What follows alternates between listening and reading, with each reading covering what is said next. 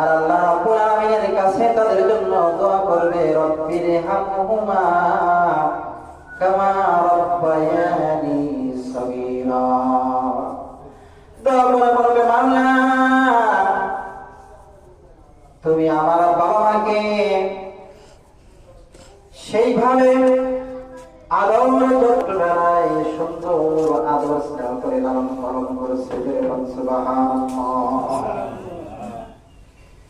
প্রত্যেকদিন মা বাবা এমন একটা সম্পদ, এমন একটা জিনিস, যেই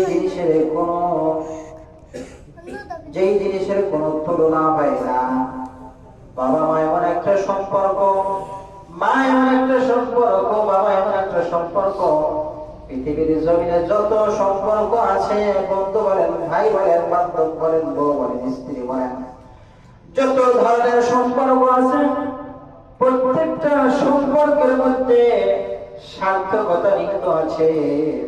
কিন্তু স্বার্থ ছাড়া শুধুমাত্র একটাই সম্পর্ক, সেই সম্পর্কের নাম হলো মা বাবা। জয় বলুন সুবহানাল্লাহ।